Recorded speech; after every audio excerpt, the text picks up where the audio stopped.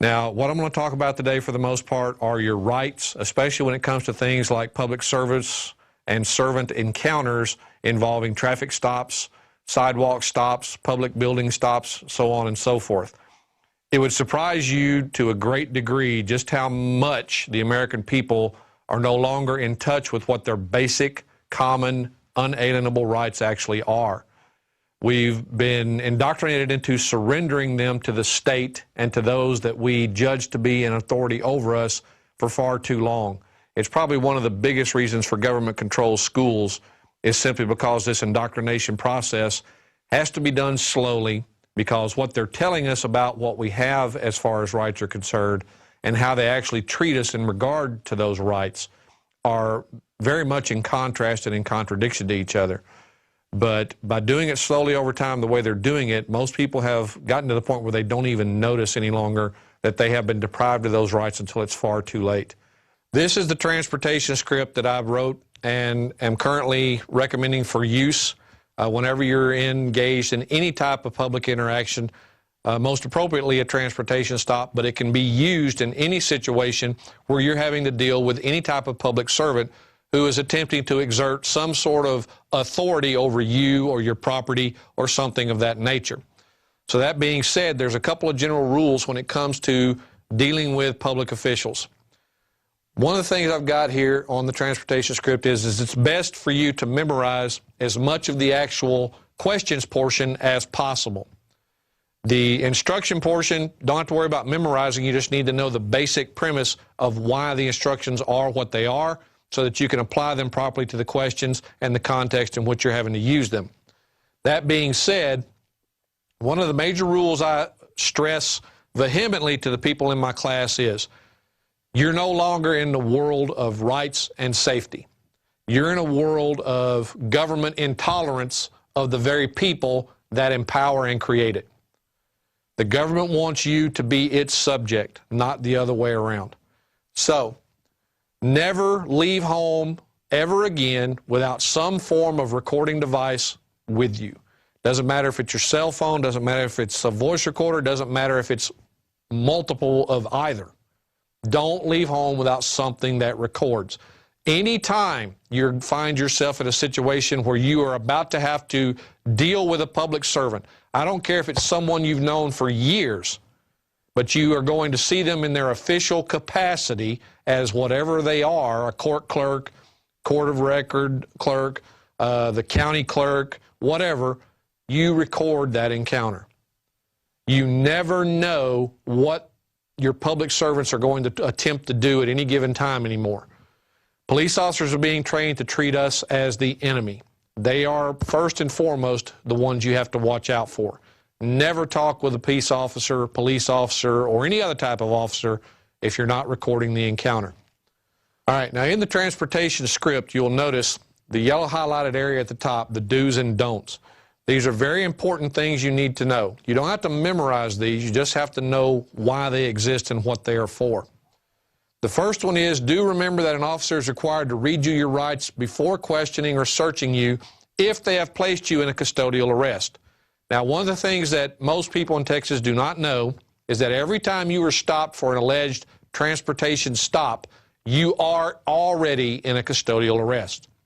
There are many sections of Texas law that make that clear, but the one that will make it the most pointed will be Chapter 543 of the Transportation Code, where it talks specifically about the arresting officer may release the person arrested from custody and so on and so forth. You also have a Texas court case that says very clearly that that arrest that occurs in 543 is a custodial arrest. So they will always tell you, however, that you're not under arrest. They will tell you that you're in a custodial detention. This is a lie. The reason they're doing this is to get you to start talking freely. Because under arrest, you're liable to watch what you say. Under arrest, they have to read you your rights, which is what this is dealing with. If they don't tell you that and you just talk freely, then anything you say can and will be used against you, and you can't get it suppressed later because the court will view it as a voluntary statement.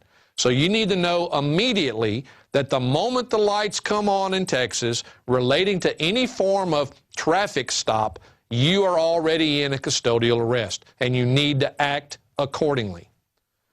That being said, when you look at this and you read 543.001 through 009 of the Texas Transportation Code, you will see that that's the case. You'll also see that the reading of your rights is a mandatory requirement that works in your favor unless you're dumb enough to continue to talk after you've been so informed of this. And you can see that under Article 38.22 of the Texas Code of Criminal Procedure. Be aware, however, that the cops almost never read you your rights. Never. Not when they arrest you, not when they search your car, not when they do any of that. And they're required to do it. So, these are the things you need to be aware of. That means anything you say that can be incriminating, like using the 7 deadly sins, or agreeing with the officer that you were driving, or that this is a vehicle, anything you say or do in that regard is a nail in your coffin at trial. Because you're basically admitting that what he's accusing you of, the regulable activity of transportation, is actually applicable to what you're doing to your car and to your actions and to you personally, when in fact it isn't. But because you're so used to these terms that they're using, you simply agree with them. That's your first mistake. So one of my major rules is there's 3 parts to this. You shut up, you keep shutting up, and when you've done that, you shut up some more. Now, we'll get to that in the do's and don'ts in the next one here. Right now, let's finish this up. Oh, keep it back up, please. Okay. Since they never read you your rights and you are in a custodial arrest and the officer is lying to you about the custodial arrest, you need to make sure you know that, okay? You are always in a full-blown custodial arrest. Okay, now pop that other one up. All right. Don't ever answer an officer's questions. There's no requirement for you to answer their questions. I don't care what they tell you.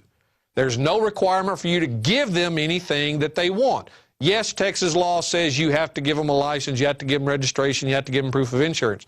Problem, that's a due process violation. The law is attempting to make it mandatory that you waive a protected right in order to exercise some alleged privilege or exercise an actual right of another type. And it can't do that. No law can do that. That law is invalid on its face the moment it attempts to do that. So you have the right to remain silent, use it. However, remaining silent does not mean become a deaf mute. You still need to talk and you still need to respond in certain ways. It's just not going to be in a way that implicates you or provides them with evidence or information they can use against you. That's what be silent means. Not stop everything. It simply means don't be saying and doing anything that helps them and hurts you. That is the reason why I have a major 3-part rule about everything here, and that is everything that comes out of your mouth has to be directed to one of 3 specific purposes: invoking a right, demanding a right, or protecting a right. If anything you're saying or doing isn't intended to do one of those 3 things, then you're doing the wrong thing. That being said, it simply means, again, to not be a deaf mute, that you are not to provide any information or documents in response to the officer's demands or questions. That means you don't give him a license, you don't give him registration, you don't give him proof of insurance or anything else. All of these will be considered at trial to be a waiver of your protected right to remain silent. It will be considered a waiver of the requirement that they Mirandize you before they seize evidence and statements that they can use against you. And believe me, folks, all of this information can be used against you. It can also be used to further incriminate you. An example being, let's say your birthday was yesterday, and you have a license that you give the officer that says your birthday was yesterday. Can the officer under Texas law charge you for driving without a proper license? Absolutely. It expired yesterday. on your birthday. So unbeknownst to you, you provided him with something that he can actually charge you further with. And he's got the actual evidence because you gave it to him. If he demands that, or the prosecutor demands you produce your license at trial so he can show that it was expired on the date the citation was issued, what are you going to do? You're going to have to produce it. You can't have it suppressed because you voluntarily gave it to the officer at the time. You waived your right to remain silent by giving it to him. Same thing goes if you have the wrong or an expired insurance card. Same thing applies with registration, any of it. They can't compel you to waive your right to remain silent and not to self-incriminate in order to meet their requirement of tell me that you have what I want. Because what they want is for you to allow them to get you in that vice of pay us money or we'll come after you for more money. That's what they're after. So, again, the three fundamentals. Any information or documents in response to the officer's demands or questions is going to hurt you. Invoke your fundamentally protected right to remain silent and to assistance of counsel, and then simply refuse to waive those rights. How do we do that? Well, you waive it because you complied with the officer's demands. The moment you comply, it's waived. You're done. It's over. You cannot get that back. You cannot ask the information be suppressed because the courts will say you gave it up voluntarily. The foremost thing to remember in these situations is to not engage the officers in idle conversation, dialogue, or chit-chat. Why? Because the more comfortable you are and the more talkative you become, the more likely you are to say or do something that's going to hurt you somewhere down the line, or that will give this officer more information he needs to conduct what he's going to refer to as articulable probable cause or a heightened reasonable suspicion to say that you were doing something more illegal or that would give him an opportunity to go fishing down a different path. So don't just talk. Again, if you're doing that, you're doing it wrong. Now, this is known as my self-imposed rule of invoke, demand, and protect. Once you've invoked these rights, you never waive or abandon them by ignoring the procedures I'm giving you here. Any question the officer asks, like where are you coming from, where are you going, who are you meeting, they have nothing to do with the stop. Stop answering those questions. It's none of his business. He has no right or authority to know that. The only way he's going to get those answers is because you give them to him. And he has no business knowing. Stop giving your whole life up to these people just because they tell you they want it. They are used to simply getting these are used to get additional information that may allow the officer to continue his witch hunt and escalate the severity of the charges he might make against you. Also, never answer questions like, do you know why I pulled you over? Or are you aware that you... Stop helping this guy screw you over. That's what he's doing. When he asks those types of questions and you answer, what are you doing? You're giving him evidence. Well, yeah, I guess you caught me speeding back there or running that stop sign or going through that red light. Thank you for the confession that he has on his audio-video recording and will use against you in a court of law. Stop answering questions. Just don't. Next slide, please. You do need to remember to do the following immediately when you realize you're getting pulled over. First and foremost, roll up all of your windows and lock all of your doors. Okay, why? Because these guys are getting more aggressive every day about jumping in your car without any probable cause, coming in from the passenger side, your side, and just pulling you out of the car for no good reason, yanking your keys out of the ignition and refusing to give them back, any of those things. Roll your windows all the way up, lock all of your doors. That keeps them outside and you inside until they can give a viable reason why that needs to change. Don't give them the opportunity to do that. My personal habit, I'm not going to get into my habit because I don't recommend most people do it. You get the document by going to the website and downloading it. You can read what my habit is, but I'm not going to talk about it here. Do remember, however, that my objective here is not to get anyone hurt or injured. You have to use your own judgment as to how far you're willing to press your rights and keep them. That's entirely an individual requirement. You and only you know the situation you're in at the time. You and only you have reason to believe this officer is going to lose control and do something that will seriously injure you. You need to take that into consideration whatever happens, okay? But that being said, you need to be very careful that it gets to a point that is documented that you did not waive that right willingly, that you were forced to do it. Don't ever roll down more than one window at a time if you do remain in your car when you get stopped. No matter what the officer tells you to do, one window only. I don't care if there's cops at every window saying roll this down, don't do it. One window only. Why? Well, if you create more than one air vent in that car by rolling down multiple windows, you will create a cross breeze inside of that car. If you do that, that immediately gives the officer the opportunity to say he smells something coming from the car. With a single window down, that is impossible. Nothing can exit the car in that manner. There's no wind to blow it out the window for this officer to allegedly smell.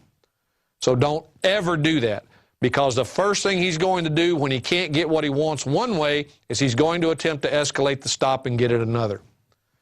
Don't ever roll your one open window down more than 2 and 2.5 inches. Again, no matter what the officer tells you. If he tells you you have to roll your window all the way down, just sit there and say, officer, I like the window where it is. I can hear you just fine. I'm comfortable with it right here. I don't want to roll it all the way down. I'm not going to roll it all the way down. There's no law that requires you to do that. Now, be aware that he will get upset by this, and he will attempt to threaten you, but he's not at a point yet where he can actually justify anything he does that consists of violence. He can yell, scream, and holler at you all day long, but he can't start trying to break your window or anything because you won't roll it all the way down. So just keep that in mind and keep going. Now, when we go forward on this and we look at the next do's and don'ts, don't ever provide an officer with any documents or other information that they demand. The legal ramifications to your fundamentally protected rights are devastating. Again, everything you give out voluntarily will be considered exactly that, voluntarily. It can be used against you, and there will be no chance of you to have it suppressed because you waived the right to remain silent and not provide that information.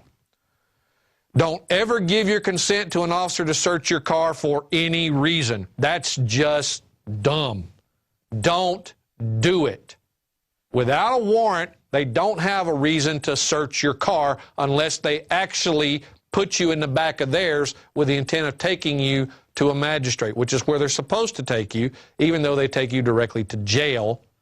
You need to be aware that that also is illegal in most states, including Texas, and that you can sue them for false imprisonment when they do that. But that's beyond the scope of this presentation. If you want to know more about that, come to my classes down at Brave New Books, or join Tao of Law when it launches, and you'll get to learn about it online.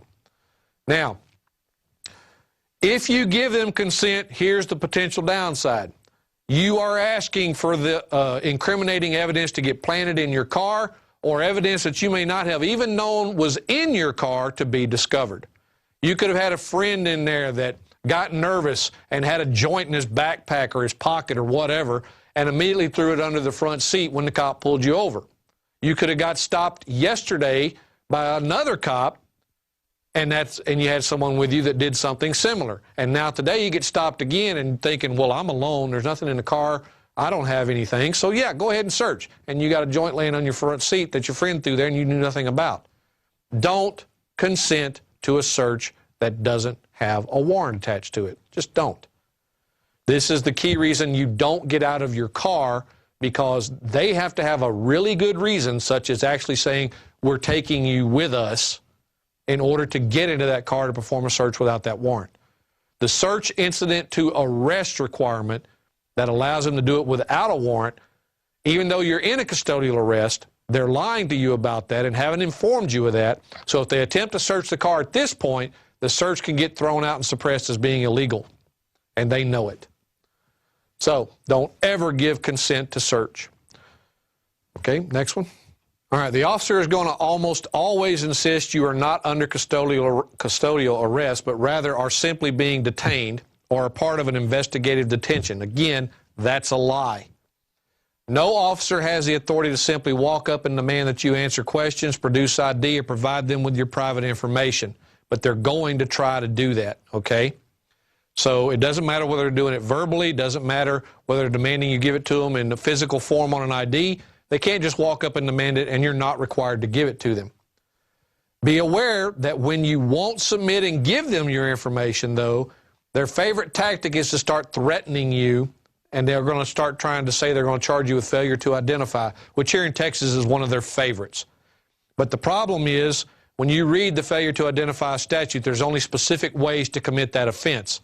And in either case, in order to charge you for not providing information, the officer is required to have already arrested you for some other type of offense. Failure to identify is not an arrestable offense in and of itself, except into subpart B, where it gives the requirement that you don't provide false information in a legal detention. But notice the contrast. In a legal detention, you can't give false information, but you can refuse to give any. Whereas in a lawful arrest for some other offense, you shouldn't give false information and don't, but they also, at that point, they say you can't refuse to give them name, address, and date of birth. And that is the only three pieces of information you're required to give. But nowhere are you required to provide that information at any time on a physical form of ID. You don't have to do it with a license. You don't have to do it with a passport. You don't have to do it with any form of physical identification. Verbal is enough, as long as you provide those three pieces of information if you've been lawfully arrested or detained. Now, given that, when you go down a little further on that, and you be aware that you don't give them the information, they're going to try to charge you with failure to ID, or they're going to attempt to charge you under, after these following conditions, as I just stated, under the arrest versus the detention. They may try to charge you with obstructing governmental operation as well. Again, you cannot obstruct governmental operation simply by refusing to say anything, nor can you do it by verbally responding or interfering with what they're doing by not being quiet. It has to be some sort of physical interference before you can be charged with that obstruction of governmental operation that they try to use. But they will do anything they can to intimidate you if you let them. You need to maintain a calm, cool, self-composed posture at all times. You want the video evidence to show you never lost self-control. If anyone lost control, it was the officer or officers on the scene. They got upset. They lost their temper. They made threats. They assaulted you or your car, okay? That's what you want the evidence to show. When you start standing up for your rights, I guarantee you these guys are going to start being upset. But when we get to the questions, you're going to see exactly why that's important. Now, when you go down, don't need to give them physical ID. You just simply need to verbally give them those three pieces of information. All right, let's go to the next. Now, how do you know when you are in custody and are required to provide these three pieces of information? How do you know when you are in custody where the officer is required to read you your rights? Well, this legal equation, as I call it, was taken directly from the case law dealing with that particular aspect of the term custody and functional equivalent of custody. Custody is custodial arrest or functional equivalent of a custodial arrest. And like I said, here in Texas, 543 of the Transportation Code tells you you're in a custodial arrest by law right off the bat. A functional equivalent of custodial arrest is when a reasonable person, considering the totality of the circumstances, would believe that he or she is in police custody to a degree associated with a formal arrest. In other words, you can't say, "Am I free to go?" and the officer turn around and say, "Yes." If you say, "Am I free to go?" and the officer says, "No," now you have the legal presumption of custodial arrest. That becomes very important with that 38.22 of the Code of Criminal Procedure when they must inform you of your Miranda rights before they proceed. Next. Okay. Now, everything you do is directed at protecting yourself. Everything. And you need to remember these two important factors about any traffic stop. The purpose and intent of every transportation stop is to escalate it to either a DUI or drug bust. Always. That is where the officer will attempt to escalate the stop to if given the opportunity. That's just another reason why you do not answer his questions. You do not get into chit-chat or idle talk with the officer that will give him any reason to latch on to any statement that you make and allow him to escalate it to one of these two much higher and much more dangerous offenses. So do not do any of those things. This is what they're going to attempt to do. Be aware of it, expect it, prevent it.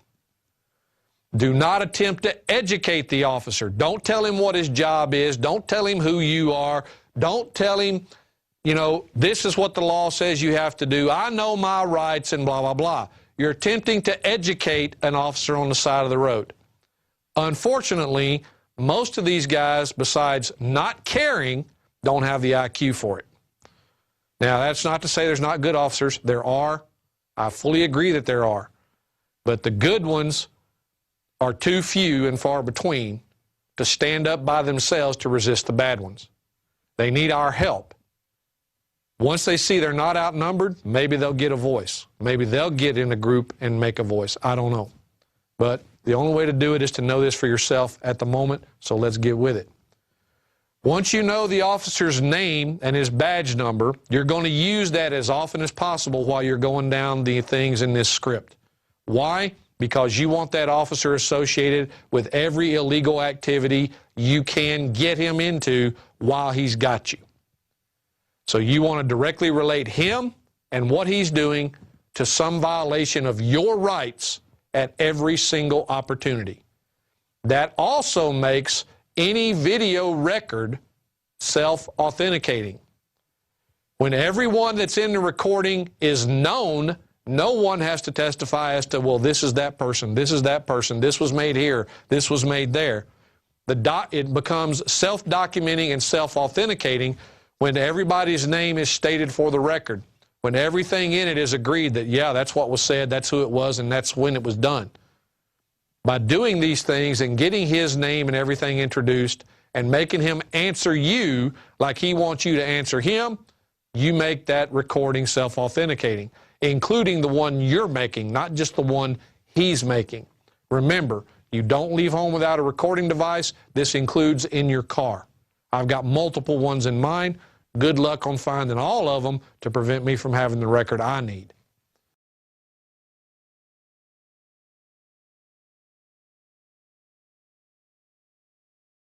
Now, again, everything you say is directed at one of the three rules. Invoke, demand, protect. Always. Next slide. Question 1. For the record, may I get your name and badge number, please? This is the first thing you ask when the officer approaches your car window. You want to know who it is you're dealing with and how to identify them. Make sure that your recording catches their name and badge number. That makes your recording self-authenticating. Immediately, let's just say, for instance, the officer said his name is Davis and his badge number is 123. Officer Davis, badge ID 123, is there recording being made of this encounter? Again, you want him to tell you whether or not he's making an official record of this. The things highlighted in yellow, while not required, will help you possibly down the line when you start asking the question about, you know, when you ask for this information and they say, well, we didn't make a recording or the equipment was malfunctioning. These three things will help you prove that's a lie if you got an answer to them on your recording. So these are optional but potentially helpful. Officer Davis, badge number 123, what is the emergency and how can I help you? Again, we're not going to assume we did anything wrong. We're not engaged in transportation. We're not commercial. Therefore, his authority to pull us over for some alleged offense under that code is non-existent. Therefore, we have to ask, why are you stopping me? Do you have a problem, and do you need me to help you? Because in Texas and most other republics, they can ask for help from the people to subdue a criminal or things of that nature, and you're required to help if you can. So we're going to ask. Officer Davis, badge number 123, what facts or information are you alleging gave you probable cause to stop and accost me? Right there, we're asking the officer to validate his authority. What alleged facts are you relying on as your authority to do what you're doing to me right now? Now, of course, he's going to cite immediately something related to transportation. When we get to trial, that's going to become very important, not only in our defense, but also in our federal lawsuit when we sue everybody in the food chain after this case is over. Officer Davis, badge number 123, do you have a properly signed and issued warrant authorizing you to search me or my property? Again, documenting the right. Do you have a warrant? And this warrant specifically directed at searching, okay? Can you search me or my property? If he says yes, simply ask to see a copy of the warrant. Texas law is now written where the officer is not required to have the warrant in his possession. Used to, he had to have it with him. However, even though he doesn't have to have it in his possession, if you demand to see it, he must produce it as soon as is practicable. Once he gets you to jail, if the magistrate sends you to jail, once he brings you into the magistrate, which is where he is supposed to take you first and foremost, but never does. Again, if he takes you directly to jail, you've got a lawsuit for false imprisonment that you could go after him with. I recommend you do that. Officer Davis, badge number 123, do you have a properly signed and issued warrant of arrest that accurately describes or names me as the person to be arrested? Again, you're going to arrest me, where's your warrant? Okay? Your warrant either has to state me by name or description as the person it applies to. Where is it? Again, if he has it, ask to see it. If he doesn't give it to you right then, he's required by law to still produce it as soon as practicable. For the record, I am not operating in a for-hire capacity by engaging in any form of transportation or other commercial use of the highways. Officer Davis, badge number 123, please acknowledge that you have been so informed. Now, this officer is not going to know what you're talking about, and he's not going to care. He may refuse to answer and so on and so forth. However, you want an answer to every question you ask. When they don't answer, do what they do. Keep repeating the question till they respond. He may say, I don't care, I don't know. Doesn't matter. But you want an answer to this question before you allow him or yourself to move on.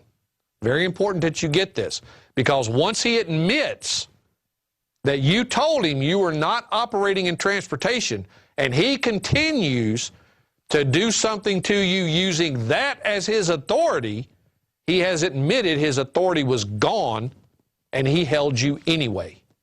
That is going to be a very big problem for him in federal court. I had no authority to keep you there, but I did it anyway. Well, we're going to prove to him why that's a very bad idea. Officer Davis, badge number 123, am I under custodial arrest? Again, this is where he's going to lie. If I am not under custodial arrest, am I free to go? And again, he's going to tell you no. You cannot get the same answer to these two questions. They're completely opposite to each other. Either you're in a custodial arrest and not free to go, or you're not in a custodial arrest and you are free to go. They can't be the same answer. Officer Davis, badge number 123, what is the articulable probable cause that leads you to believe that I have committed or am about to commit a crime that authorizes you to stop and detain or arrest me? Again, the officer is going to cite some alleged transportation offense as his initial probable cause. You want that in the record. He's already admitted up here that you told him you were not in transportation, and now right here he's saying, but that's still what I'm going to use as my authority to accost you or do anything else to you. For the record, Officer Davis, badge number 123, in order to protect my rights and not waive any by error or accident, I wish to clarify my legal understanding of the situation.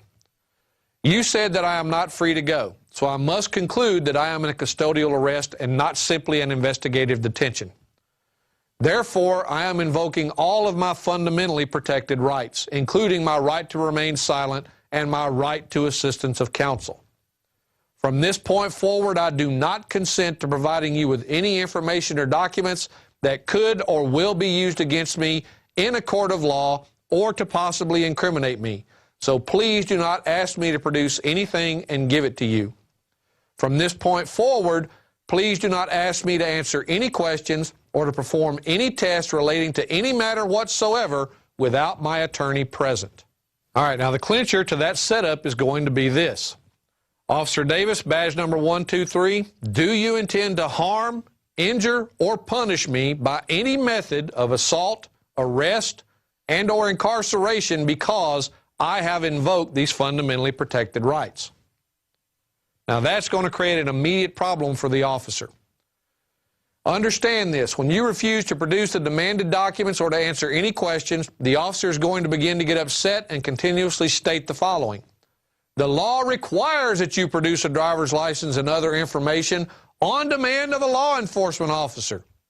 Well, again, they're also prone to falsely accusing you of obstructing or interfering with a public duty or officer or just outright threatening to commit acts of violence against you and your property. Don't fall for the intimidation tactic. That's what this is. Invoking and refusing to waive your fundamental rights is not and cannot be converted into a crime.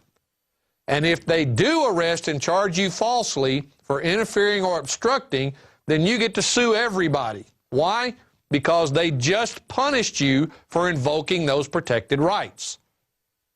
They're doing what they're doing because you invoked the right not to let them. But the moment you waive that right, you won't get it back. And you need to keep that in mind. So just remember, when the officers continue to demand that you produce a license, registration, proof of financial responsibility, or any other information or documents, despite their threats, all you do is keep repeating the following. For the record, Officer Davis, badge number 123, no law is valid if it requires me in any way to waive any fundamentally protected right in order to exercise any other right or alleged privilege. And no law can convert the free exercise of any right into a crime. I have repeatedly informed you that I choose not to waive any of my fundamentally protected rights. So I ask you once again, officer, do you intend to harm, injure, steal my property, or otherwise punish me for invoking my fundamentally protected rights? Again, we're putting them between a rock and a hard place on making this choice. Because remember, their video record is showing that all you're doing in a calm, cool, collected voice is invoking your rights. The rights that you have that are inherent. They're not constitutional rights. They're not civil rights. They are unalienable, inherent rights. And he can't have them unless you give them away. So don't. If he's going to harm you, he's going to do it anyway. If he's going to threaten you, he's going to do it anyway. Keep that to a minimum whenever possible. But don't waive your rights until you can prove that the only reason you waived them was because of the threat of violence against you or your property. Okay? That's very, very necessary. The courts will give them every possible opportunity to escape if you assist them in any way. So don't. Now, warning. Be prepared for the officer to do or threaten precisely that he is going to harm, injure, or punish you or your property in some form or fashion. So again, they're going to start threatening you with all kinds of things, including the falsified criminal charges we've already discussed. You only need to use this sub-item A portion of this once. Anytime you deal with a particular officer, use it on that officer, and it's only required that you do it once because the record will show that you notified him and gave him the chance and the opportunity. Officer Davis, badge number 123, due to your attitude, demeanor, and your continuous threats to falsify charges and commit acts of violence against me and my property, while displaying a deadly weapon. I feel physically threatened and in fear for my life. I demand that you cease and desist and that you get a supervisor here immediately. I do not consent to any of your actions, the use of force against me or my property, or to being forced to exit my car for any purpose, especially so that you may attempt to steal my property and or assault, injure, or kill me. Again, we're telling the officer exactly what we expect him to try to do. And it's now a part of the official record. Now it's on his back to make sure that anything he does not give the impression that that is what he's trying to do. This actually sets it up to protect you from the officer's actions by making it known to him exactly what you are expecting those actions to be. And so will any jury that sees or hears this recording. And that, folks, is what we want. We want a record that shows a jury in either court, whether it be at trial or at the federal level when we're suing, doesn't matter. We want to show that we did nothing wrong. We simply invoked our rights. We asked the officer to respect that, and all he could do was threaten us with violence when we did so. That's not going to bode well for him on the other side. Officer Davis, badge number 123, you are fully aware that I have already invoked my fundamentally protected right to remain silent and my right to assistance of counsel. Do you intend to continue in your unlawful efforts to violate my rights? Just keep repeating this like a broken record. Once you've invoked these rights, stand on these rights. So, it is my belief that the information you are demanding may possibly be used against me in a court of law or an attempt to incriminate me. And that's true. It will be. And if that is so, then upon the advice of legal counsel, I must respectfully decline to provide you with any information or evidence that possibly can or would be used against me for those purposes. You have the right not to provide it. Don't. Not a hard choice, folks. Officer Davis, badge number 123, I am asking you again, do you intend to continue to deny me in my rights and to falsely imprison me, or am I free to go? You keep repeating this section down here, and this record is going to be self-authenticating all the way through, and they're going to have a severe problem with anything they do other than just issuing the ticket. That is the purpose. Now, when you start doing this, if they start threatening to break your windows or anything of that nature, you need to know basic safety protection for yourself. Cover your eyes and like this for the side of your face and look down at the center console of your car so that anything they do won't come flying into your face. But if you do this correctly and you don't lose your temper, the odds of that happening get lower and lower with each passing question.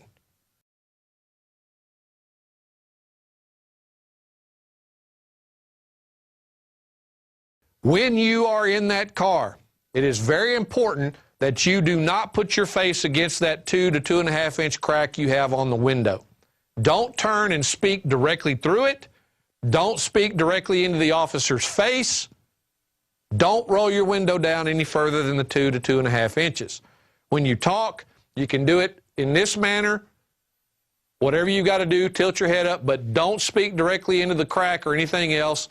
And here is why.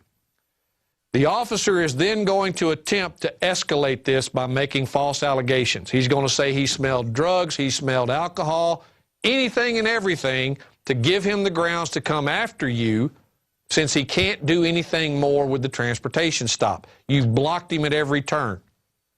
He wants that DUI or drug bust. That's what he wants. Don't give it to him.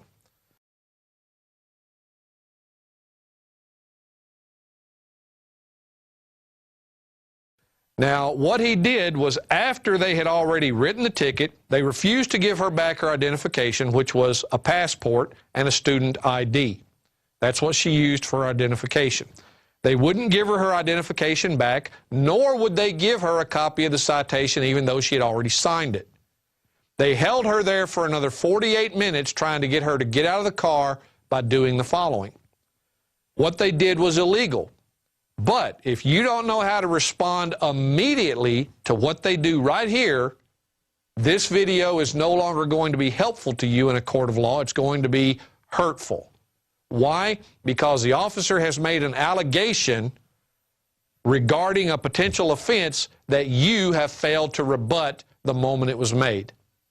A jury sees or hears that, and immediately the presumption of guilt is going to creep into their minds. So you must expect this, you must be prepared for it, and you must respond appropriately. The moment the officer says something of one of these two things here, sir, ma'am, I smell alcohol or marijuana, and I'm going to have to ask you to step out of the vehicle. Or, sir, ma'am, are you aware that you did something, and I'm going to have to ask you to step out of the vehicle? All right? Beware. The moment they say something like this, they are making an attempt to escalate. Stop it in its tracks. This is how you respond to this. Officer Davis, badge number 123, your statement is patently false and an outright lie. Are you now trying to fabricate probable cause by making false statements into the record and false allegations against me? Now, the young lady I'm talking about, when they pulled this out of the hat on her, had no clue how to respond. Fortunately, I was on the phone listening. I told her to say exactly this, and she did. This was what happened next.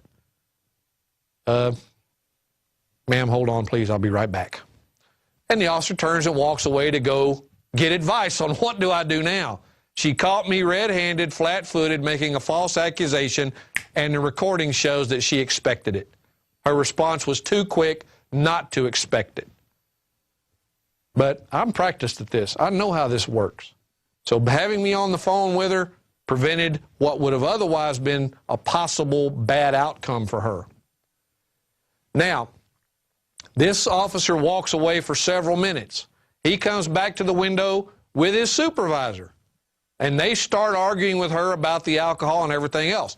She keeps repeating this and saying, look, I invoke my rights. I'm not getting out of my car to do a breathalyzer. I'm not getting out of my car to discuss anything with you because I've invoked my right to remain silent and I've invoked my right to assistance of counsel. Getting out of my car to do anything of that nature will not help either of us, and I'm not doing it.